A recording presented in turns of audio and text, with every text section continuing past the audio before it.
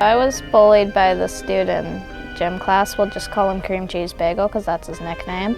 And well, so just every gym class he would mock me and my friend really about kind of stupid reasons like our shoes. But yeah, and it was pretty annoying. It wasn't as bad as a lot of people's though, because it was just like shoes and stuff. When I was in 5th grade, there was a girl that would come to me every single recess almost, and I had a lot of classes with her too. She would come up to me and just say the most rude things like, "Why are you here? You should go back to where you came from. Nobody likes you." Stuff like that. Well, I bullied a kid for 3 years when I was in elementary school, and I saw the effect that it had on him, and it really just made his general mood a lot worse, and I kind of made school a very bad place for him to be. 4th grade. I was 9. One of the cooler kids in our school, a 5th grader, we'll just call him William. Well, he started this group of boys who'd run around making fun of people, especially people who were friends with girls or who were just girls themselves. The group was called Hawk. It was just very harmful.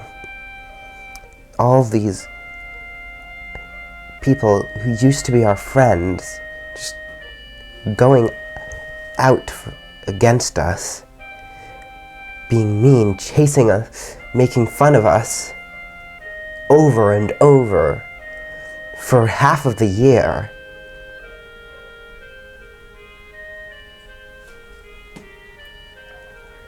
Eventually, we talked to the guidance counselors, and they, even though they were very unaware of it happening in the first place, finally put an end to it. I haven't been directly bullied. I've had experiences that are similar to, I wouldn't say bullying, but I would say people not understanding what I'm talking about, and so it can just be hard for them to understand, and they don't always say it in a very nice way. It was my son when he was between 2 and 4, 2 and 5, at preschool. And he loves to wear sparkly shirts with sparkly flowers and pink and shoes that, you know, were considered girls' clothes. And his classmates, some of them, give him a hard time about that. And there was one time when he had a water bottle that was butterflies, pink and purple, and it went missing. And eventually found it over the fence at the preschool where he was at. Some kid had thrown it over the fence. So it was that kind of stuff that was going on all the time. I think when I was in middle school, I was just kind of gangly, and I was also very loud and talkative, and that kind of made me feel like I was really annoying all the time, and that I couldn't help myself, and I felt kind of like I was put down by the other kids, and especially the boys in my class, where I was kind of like encouraged that I really shouldn't be talking, and then that led to like me like vowing not to speak in class, which should never be a thing that happens in school. But yeah, so I guess I was feeling pressure from other kids to talk less and be cool, I guess.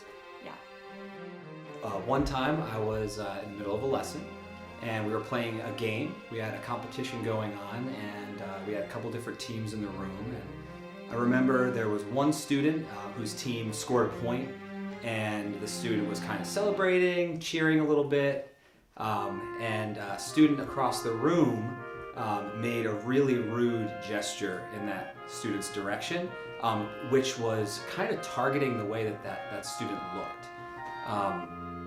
And it was very clear to me that that was, kind of a direct attack on that student, making fun of his appearance. And so that was one time where I think that was probably one of the most blatant examples of bullying that I've seen in school, right in front of my face. Verbal, physical attempts to intimidate, extortion of money on occasions, or other school resources, usually by a peer.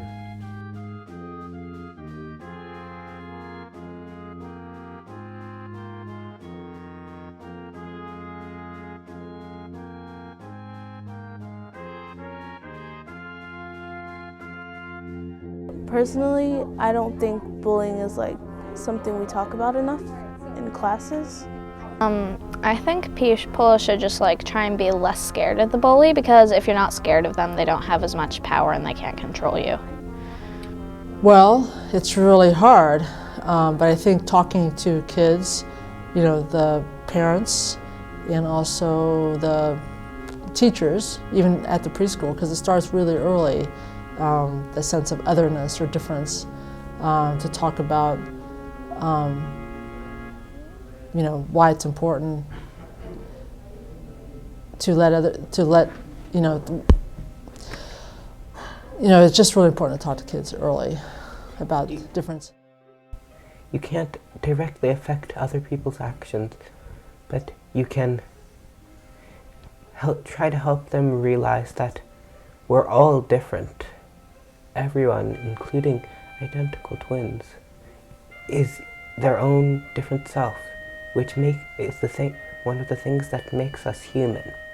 Well, there's generally been two approaches. One is to try to get people to be more proactive about reporting it when they observe it, so that whoever the responsible individuals are know it's happening. The other has been to try to create allies, to make bullying less acceptable by other peer group members, so that the bully will not have free rein, so that other people will call them on their bullying, intervene on behalf of the person being bullied. I think it's important that we continue to update the way we talk about it, because I think a lot of the time the education about bullying, it's a sort of like teachers talk about, like this very cartoony version of it where you get shoved into lockers and the big popular kid is calling you names, and I think maybe that's how it was once upon a time, but it has evolved and it has taken on new forms. I mean, obviously there's cyberbullying, which is something that continues to evolve and change and is obviously affecting a lot of young people, but I also think just the way people are bullied in school and like in face-to-face interactions is changing, and I think we need to learn how it is changing and talk about how it is changing so that people can learn how to identify it, even in others or even in themselves. I think the best thing to do is just make sure that your peers are aware of the fact that you are being bullied, and that they should be, and the people around you shouldn't be afraid of the bully, because as always there's power in numbers, and if the person that's being bullied, if they have friends that will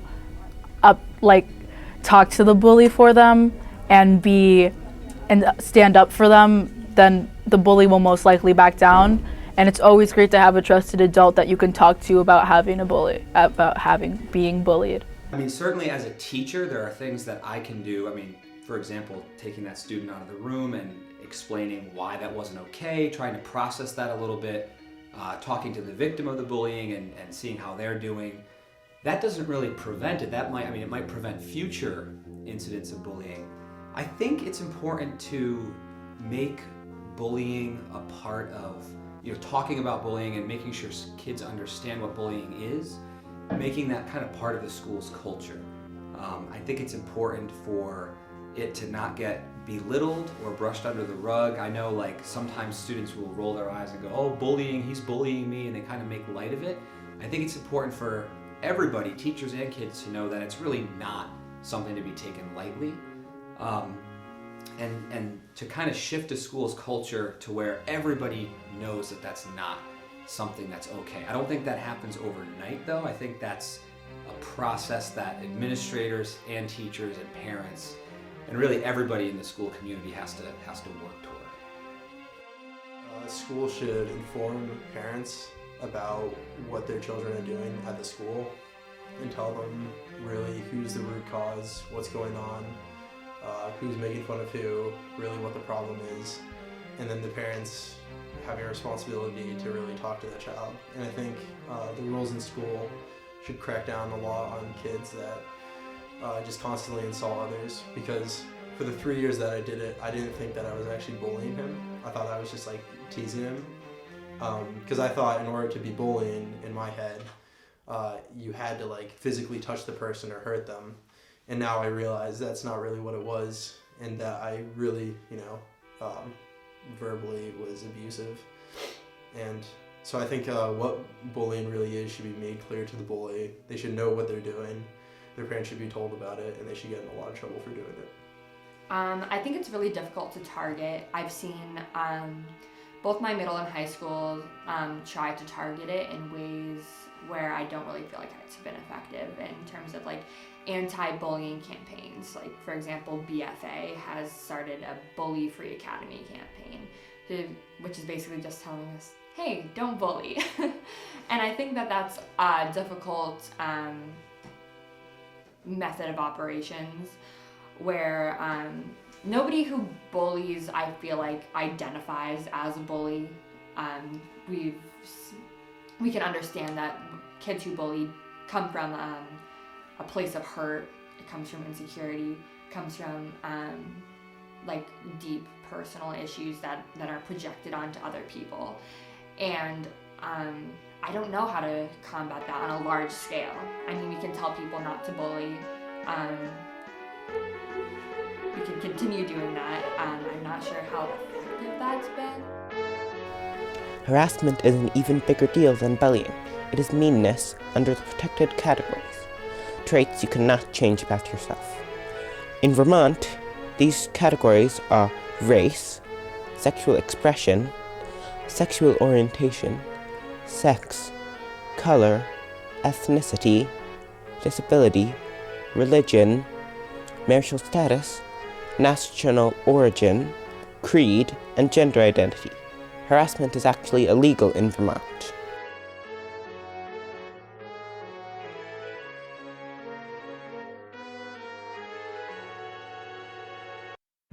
Bullying usually suggests that there's a peer-to-peer relationship. Harassment usually can be peer-to-peer, but often has a power dynamic of difference in people's status. Harassment is a long-term ongoing process, and actually harassment has a legal definition.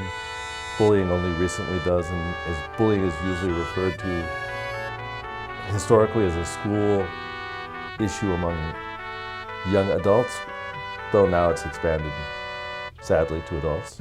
Whereas harassment could be by mail, it could be by physical presence, all sorts of harassments. Bullying is most often person to person, though now with the advent of technology we have cyberbullying. Well, I think people should know what harassment is and like what actions are harassment.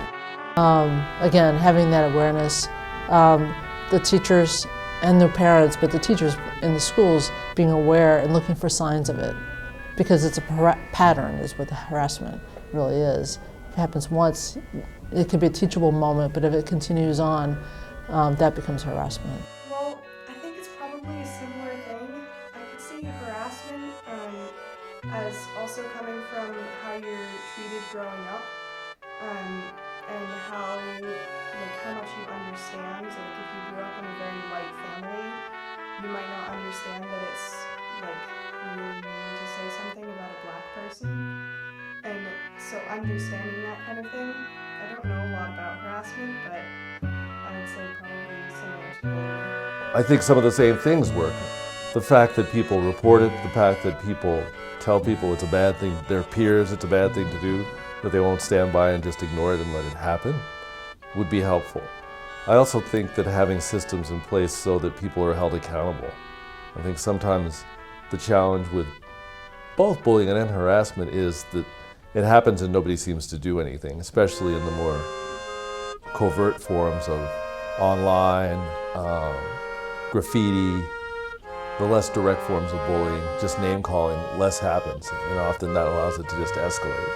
So stopping it early on when it's at a low stage of maybe just writing things on people's personal objects or minor verbal harassment before it escalates to physical or emotional attacks. I think probably having good policy in school about harassment in terms of policing it